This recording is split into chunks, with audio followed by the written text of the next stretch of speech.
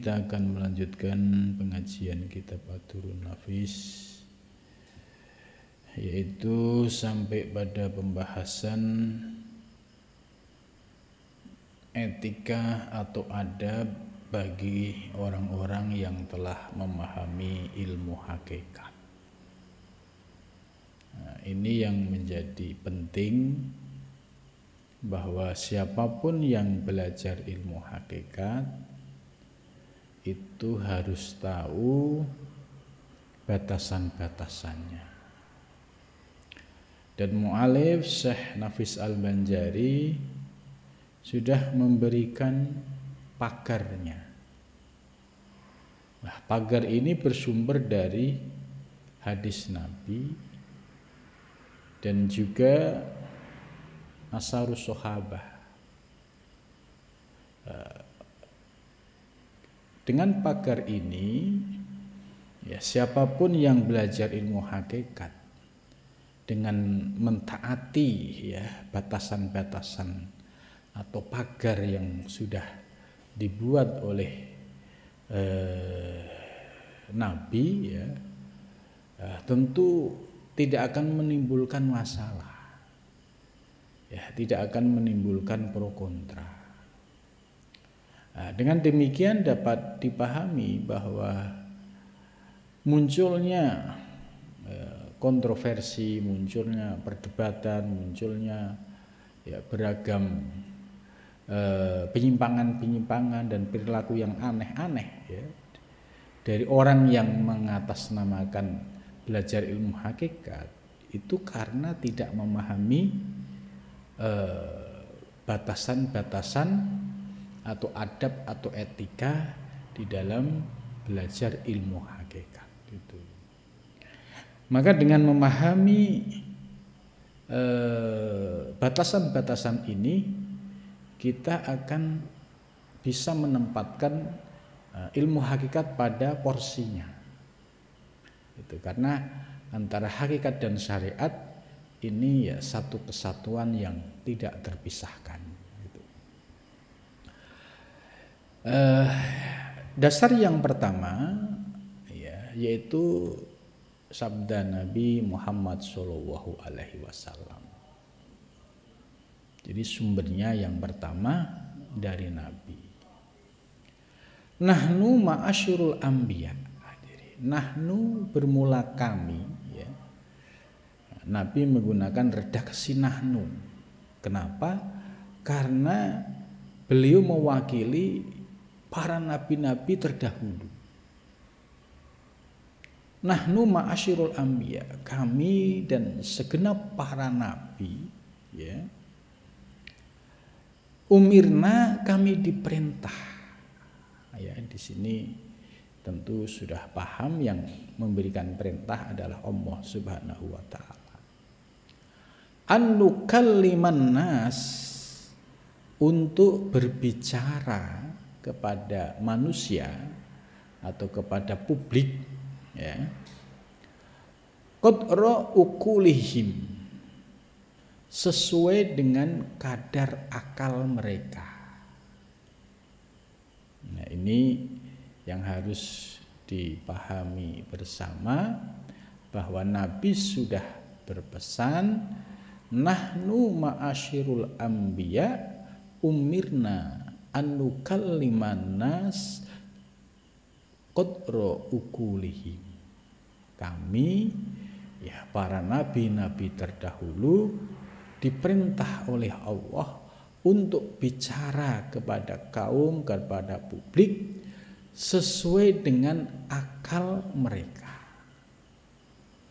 Artinya ya, berkaitan dengan ilmu hakikat itu tidak bisa disampaikan dalam forum yang umum, yang terbuka. Ya, harus forum kajian yang khusus.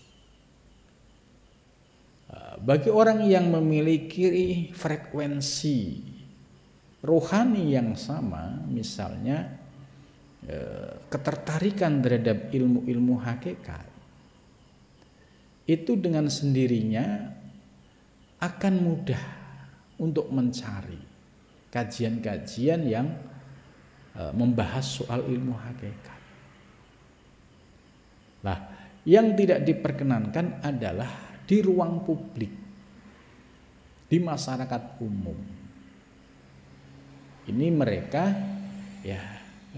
mengingatkan jangan sampai bicara yang tidak bisa dipahami oleh akal umat, akal kaum atau akal publik yang mendengarkan itu. Karena itu dapat kita pahami bahwa ajaran hakikat yang disampaikan di ruang publik, ketika akal mereka tidak mampu memahami, pasti akan menimbulkan pro dan kontra. Sebab ini sudah diingatkan oleh hadis Nabi, gitu. Karena itu kita perlu sikap bijak, perlu sikap wisdom. Kapan harus bicara secara umum dan kapan harus bicara mengurai soal ilmu hakikat. Nah, dengan demikian akan terhindar dari polemik dan pro kontra. Kemudian dasar yang kedua yaitu sabda Nabi Shallallahu Alaihi Wasallam yang berbunyi, ma hadasa ahadun kauman bihadisin layab luguhu ukulahum illa kana fitnatan alaihim. Ini Nabi mengingatkan hadis yang kedua. Substansinya sama. Mahadasa, tidak berbicara ahadun seseorang bihadisin dengan pembicara kauman pada satu kaum, kauman itu lebih umum, berarti publik, bihadisin dengan pembicaraan layab luguhu ukulahum, yang pembicaraan tersebut tidak sampai pada akal mereka. Contoh publiknya lagi belajar tatanan syariat, mulai belajar wudhu, mulai belajar tata cara sholat, gitu. Masih publik umum. Tapi tiba-tiba dikasih bahasa yang high level,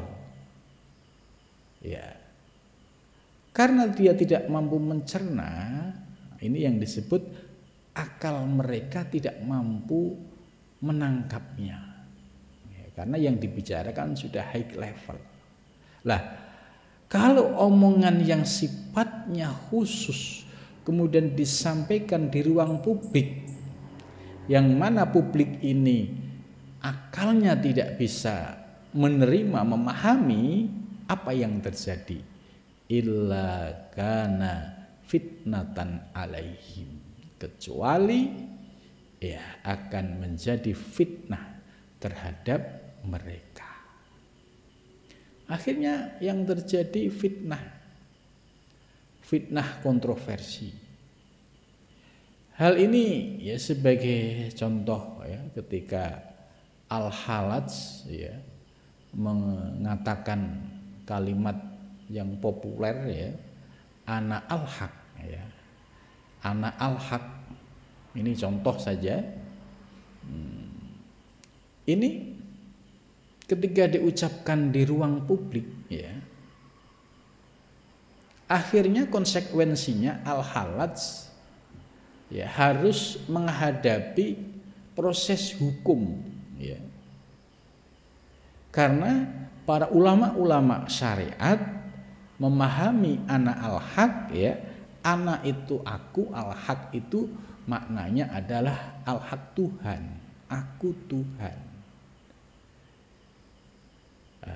Ulama-ulama syariat tidak bisa menerima karena secara bahasa, dari sudut pandang syariat, masa ana hamba sebagai Tuhan.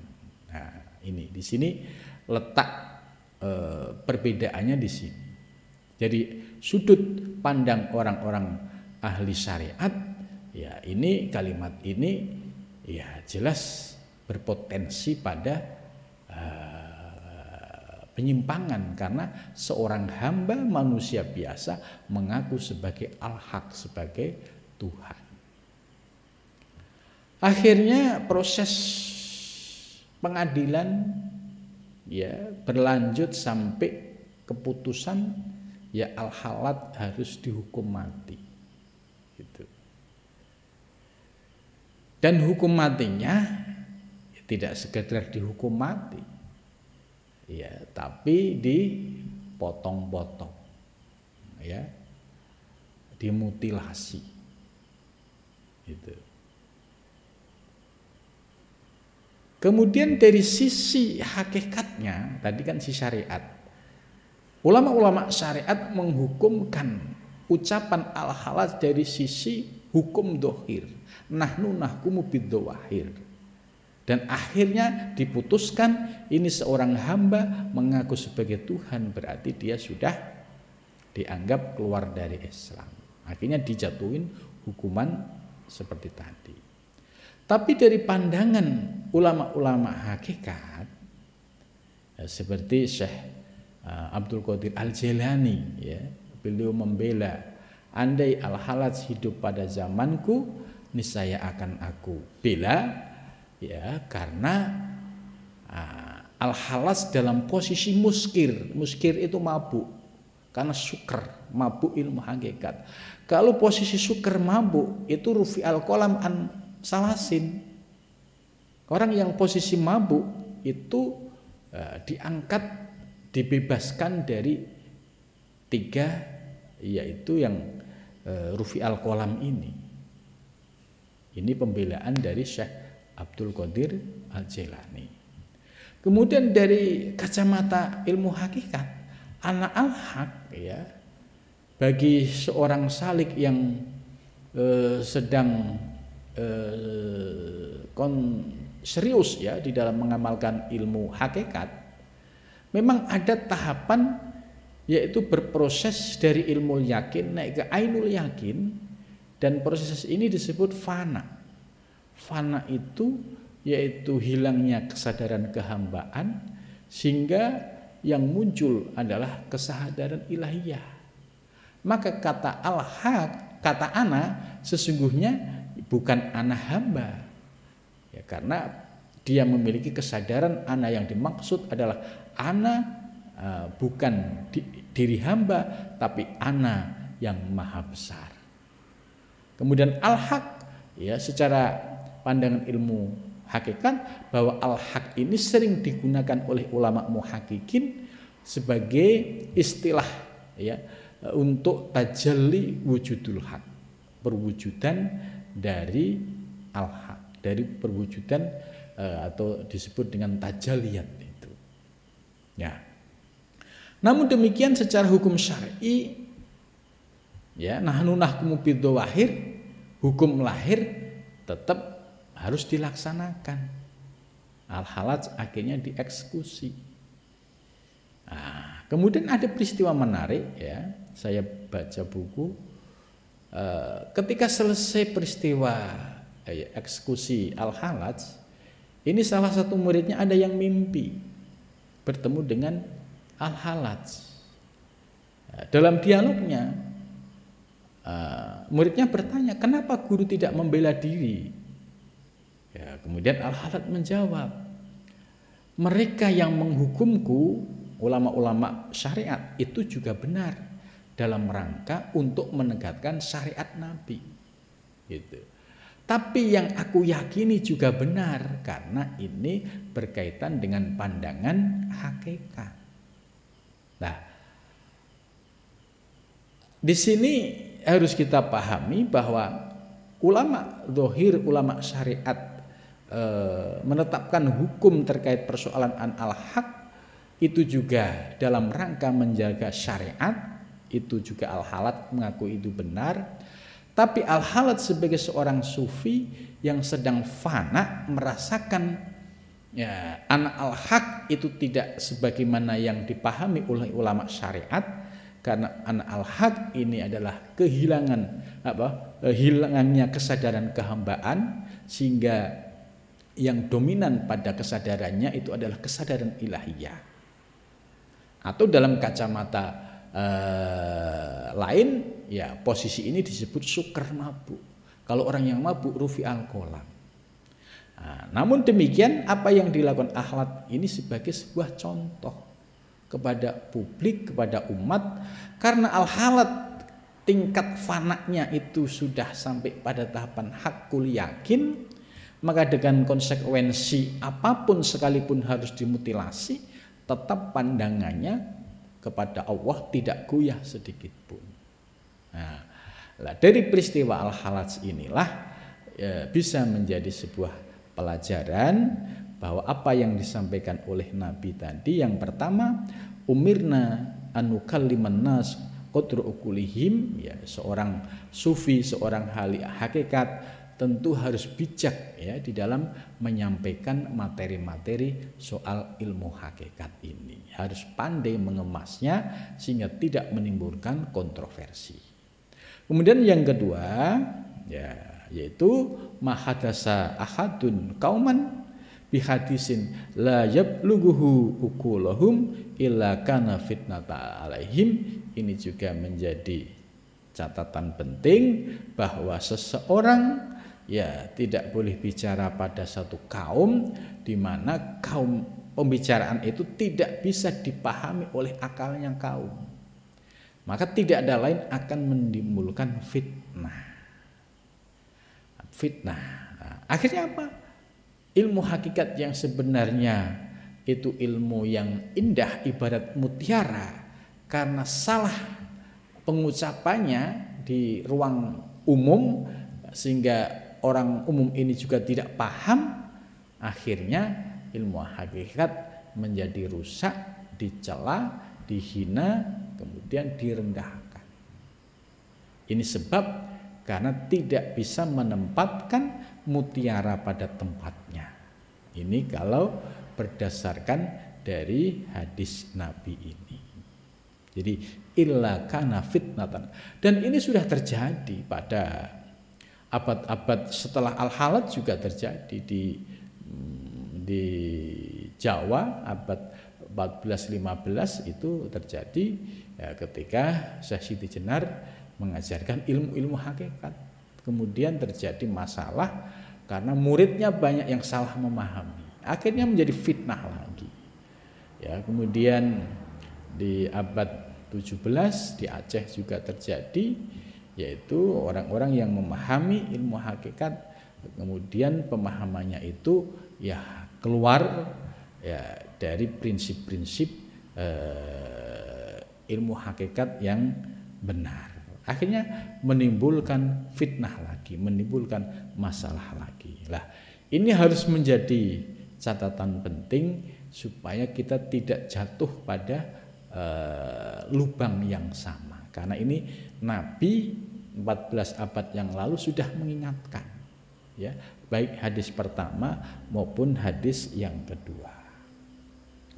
Kemudian hadis yang ketiga, Nabi menambahkan, inna minal ilmi, ya sesungguhnya ya termasuk bagian dari ilmu, kahai atil maknun, ya itu seperti keadaan mutiara yang tersembunyi. Layak lamuhu, tidak dapat mengetahuinya, ya hunya kembali kepada ilmu, illal alimun, kecuali orang-orang yang alim billahi, dengan Allah. Nah, ini perlu dipahami posisi ilmu hakikat ini sesuai hadis Nabi. Inna minal ilmi, sesungguhnya terkait dengan ilmu-ilmu hakikat itu seperti sebuah mutiara yang tersembunyi, yang layak lamuhu, tidak bisa mengetahuinya, tidak bisa memahaminya, ilal alimun, kecuali orang-orang yang alim billah atau disebut arifin billah. Ya, kalau bukan arifin billah sulit untuk bisa mengurai ilmu hakikat. Kalau bukan alim billah ya sulit untuk bisa menjelaskan ilmu hakikat. Nah, maka orang-orang yang diberikan anugerah memahami ilmu hakikat ini dan bisa menempatkan secara proporsional, nah inilah yang sangat dibutuhkan ya untuk dakwah ilmu-ilmu tasawuf di zaman modern ini, sehingga tasawuf menjadi kokoh dengan argumentasi yang bersumber dari Al-Quran dan hadis, dan juga didasari dengan penempatan yang proporsional sehingga tidak menimbulkan kontroversi dan fitnah. Kemudian selanjutnya ya, ini dikutip dari Imam Ghazali. Dari Imam Ghazali yang sumbernya dari Ihya Ulumuddin. Bahwasanya ditegahkan daripada mendohirkan rahasia itu karena pendek segala paham daripada mendapat dia. Maksudnya gini,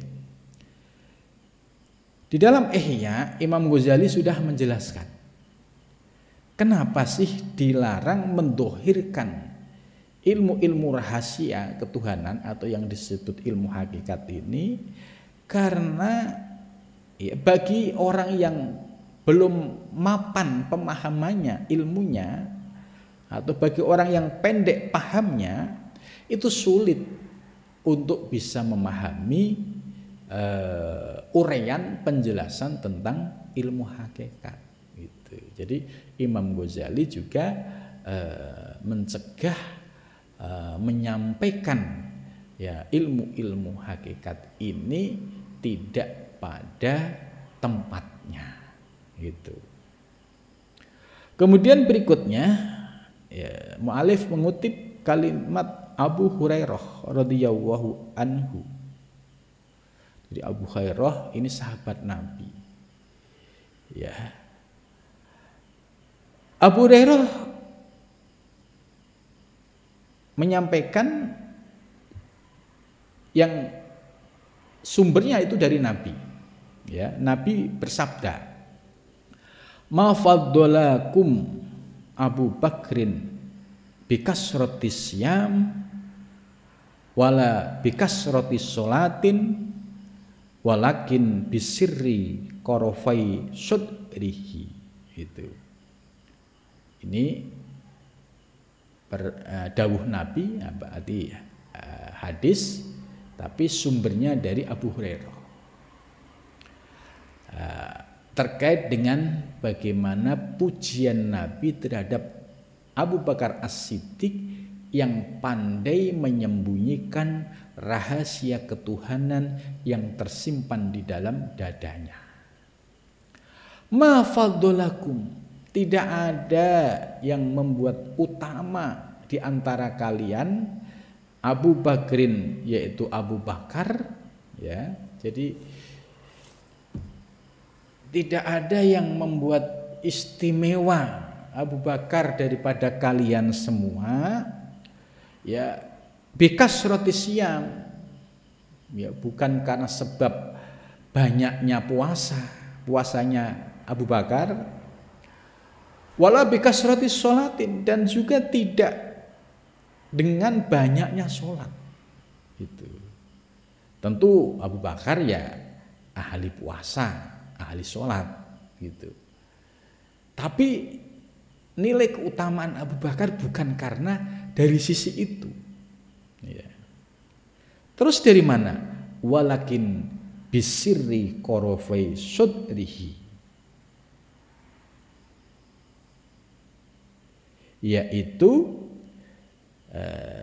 Abu Bakar memiliki rahasia yang tersimpan di dalam dadanya, yaitu rahasia ketuhanan.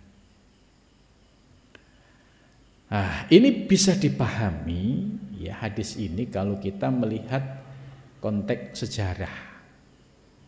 Ya, ketika periode Mekah, di mana orang yang beriman pertama kali ya kepada Nabi setelah Nabi mendapatkan wahyu adalah Abu Bakar As-Siddiq.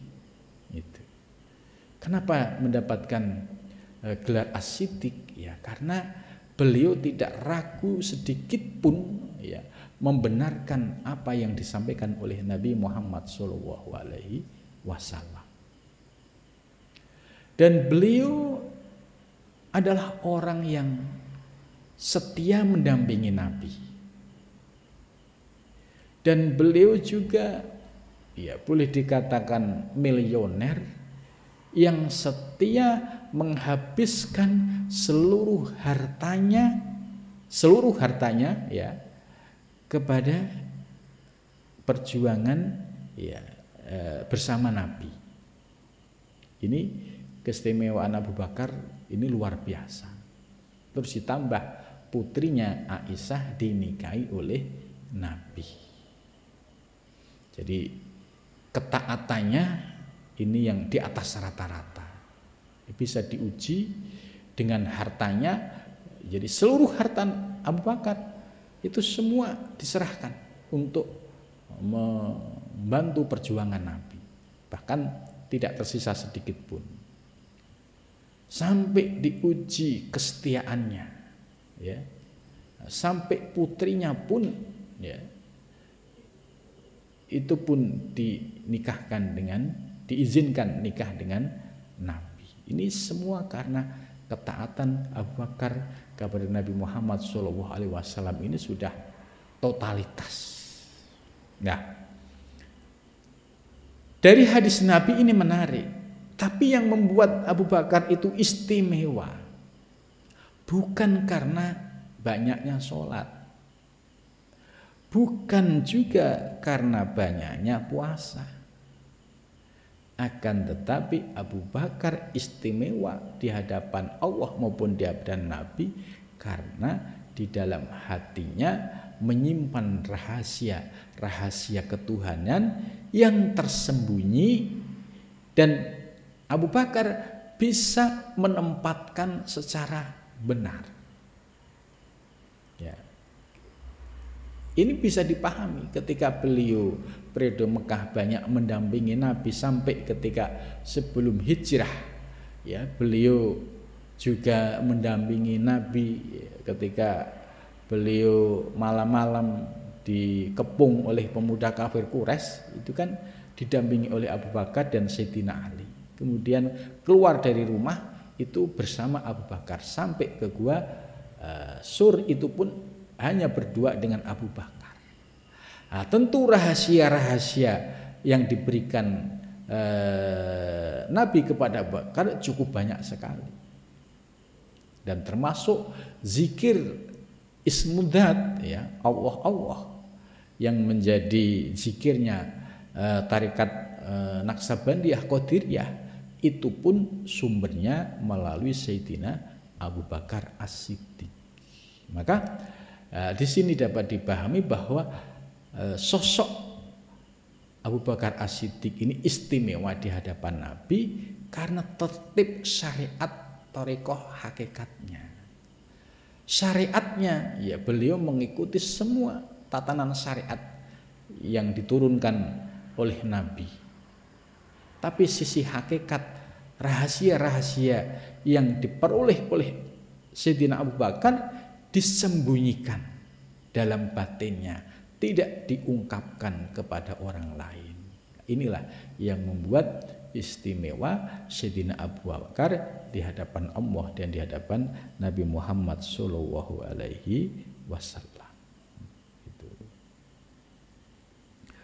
Kemudian Imam Ghazali, ya, menjelaskan, ya, tiada sak, ya, bahwasanya rahasia itu ta'aluk ia pada segala faidah agamanya, tiada keluar ia daripada barang yang ada ia daripada segala faidah agama, niscaya tiada sunyi daripada mendohirkan dia kepada lainnya, yakni kepada ahlinya. Nah, ini Imam Ghazali menambahkan bahwa orang-orang yang mendapatkan ilmu-ilmu hakikat ini, ini kalau kita pahami segmented, terbatas. Tidak semua orang itu bisa duduk paham, itu tidak bisa. Gitu. Maka kalau segmentasinya ini terbatas bisa dipahami. Karena harus menyesuaikan frekuensi rohani. Orang yang belajar ilmu hakikat, frekuensi rohaninya juga harus masuk. Kalau frekuensinya nggak masuk, sulit untuk menerima. Nah, inilah yang disebut oleh Imam Ghazali, ya ini yang disebut ahlinya. Karena kalau mengajarkan ilmu hakikat, ya tidak pada ahlinya, pasti akan tertolak. Ya, ibarat kita mau menginstal program tapi tidak kompatibel, pasti ditolak karena frekuensinya tidak masuk. Tapi kalau orang yang frekuensi ruhaniyahnya, batiniahnya itu memang sudah ada basic rohani yang senang dengan ilmu hakikat, itu menikmati uraian-uraian ilmu hakikat, bahkan merasa haus, ya merasa pengen ngaji, merindukan kajian-kajian, karena rohaniyahnya menuntut, batinahnya menuntut. Itu ini yang disebut oleh Imam Ghazali, ya sebagai orang yang ahli, ya dalam ilmu ini. Ya. Jadi kepada yang lain, yakni kepada ahlinya. Kalau orang yang sudah ahlinya itu gampang menikmati. Itu. Ya seperti kajian kayak Durun Nafis, kayak Al-Futuhat, kemudian kajian Atufa Al-Mursalah. Ya banyak yang bisa menerima sekalipun ngajinya online. Ya misalnya ya dari jamaah dari Aceh, ya itu banyak yang ikut menyampaikan ucapan terima kasih. Begitu juga dari Malaysia, cukup banyak sekali yang ikut mendengar kajian-kajian ilmu ini dan merasa cocok, merasa nyaman gitu.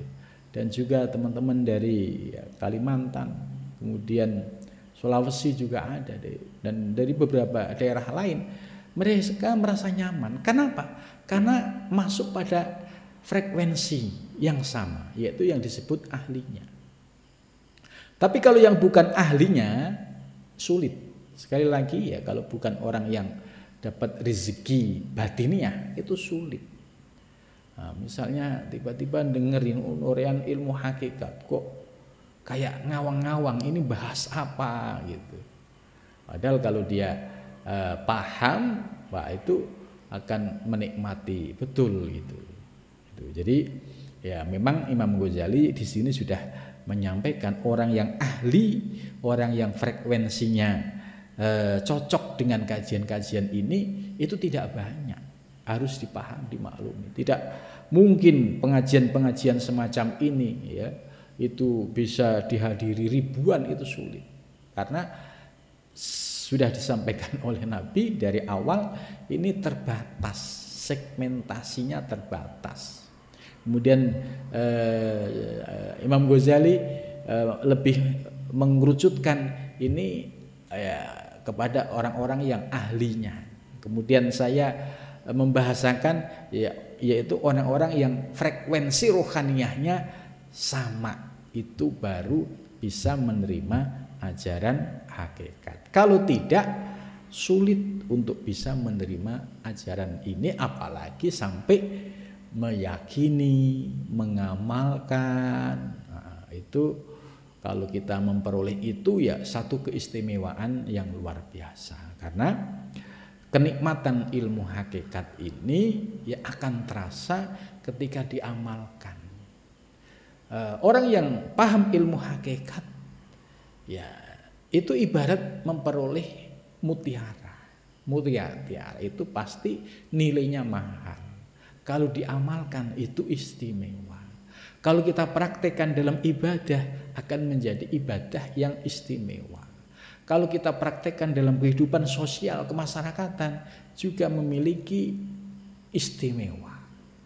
Karena batiniah kita, ya pandangan kita hanya kepada Allah. Kita sudah tidak silau dengan dunia, tidak silau dengan manusia, tidak silau dengan makhluk. Ini sisi keistimewaan kita belajar ilmu hakikat. Nah, kemudian selanjutnya kata Sahal bin Abdullah At-Tastari, ya,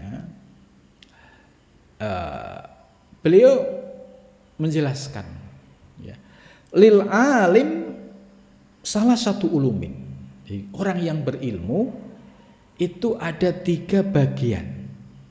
Jadi lil alim salah satu ulumin, orang yang berilmu itu ada 3 klasternya. Ya. Ini, jadi kalau ada orang alim bisa dicek alim dalam apa nih, gitu. Yang pertama ilmu dohir, itu. Jadi yang pertama adalah alim tapi dalam ilmu dohir. Ilmu dohir ya seperti ahli dalam nahwu sorof, balaghah, usul fikih, ilmu tafsir, ilmu hadis, ya, ilmu fikih, ilmu hadis, semua ini masuk kriteria ilmu dohir. Ulamanya disebut ulama dohir karena ilmu yang dikuasai terkait persoalan agama dari aspek dohir. Itu yubattiluhu li ahli dohir. Jadi ilmu dohir ini diberikan oleh Allah kepada ahli dohir, ulama dohir. Ya, ya pasti. Nah, untuk menjadi ulama dohir ini pun ternyata nggak gampang. Nggak bisa hanya dengan kursus kemudian bisa alim dohir, itu belum tentu. Karena untuk menjadi alim di ilmu dohir prosesnya panjang. Ya minimal mondok 10 tahun, 15 tahun.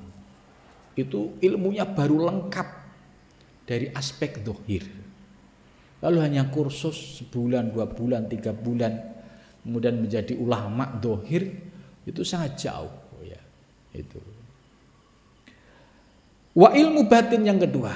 Ilmu batin itu ilmu yang berkaitan dengan ilmu ruhannya, ilmu batinnya.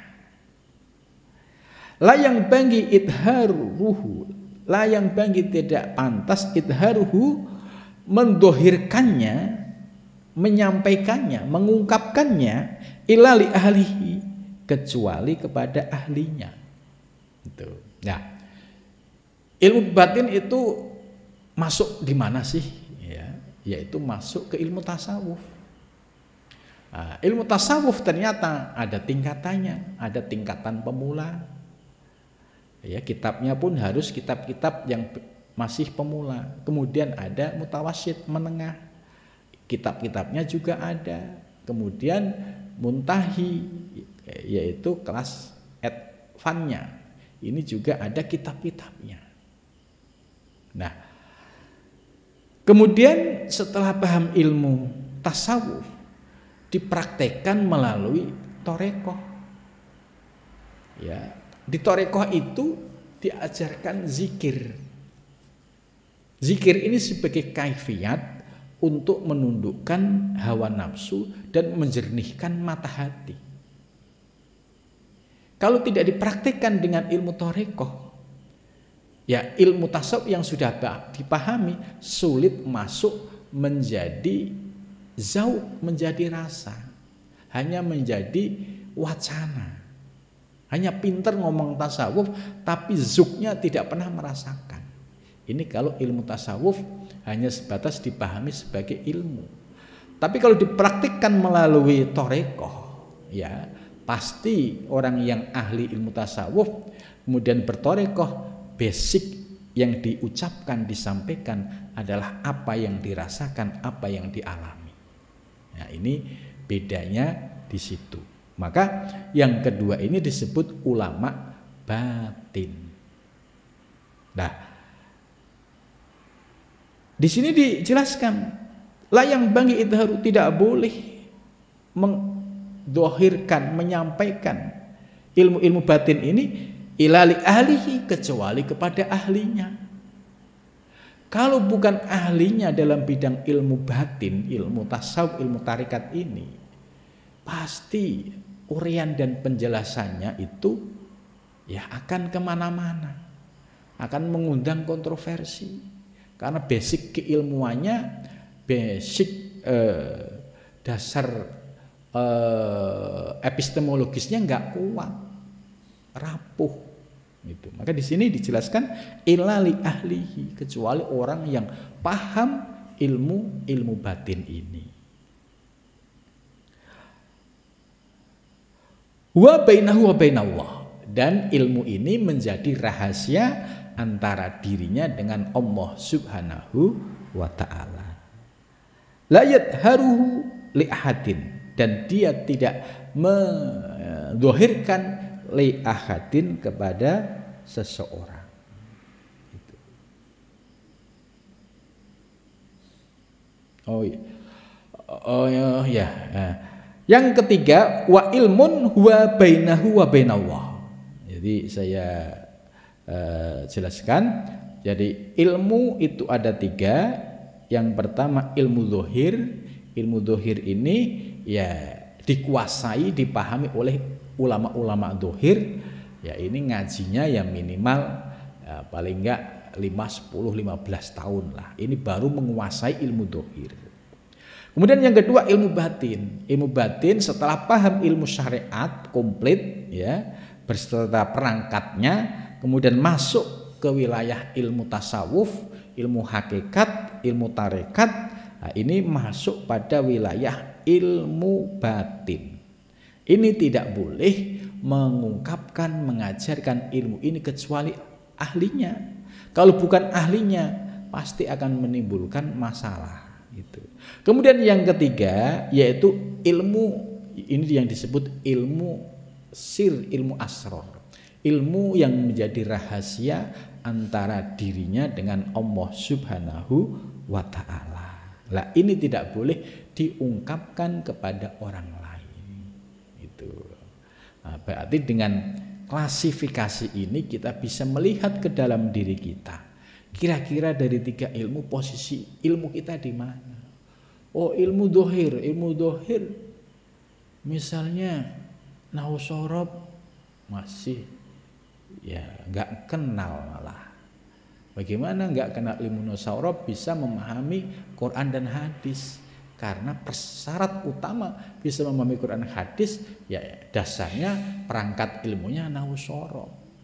Kemudian untuk mengurai keindahan bahasa Al-Quran pakai ilmu balaghah. Kemudian untuk istinbatul hukmi ya dari Quran dan hadis harus paham ilmu usul fikih dan juga harus paham dinamika perdebatan ilmu fikih. Harus juga paham ilmu hadis, ilmu Quran. Nah ini kalau ngaji itu ya minimal 10 tahun, 15 tahun kalau ngaji gitu. Kalau kuliah ya paling enggak kalau disebut ahlinya, pakarnya itu ya sudah S3.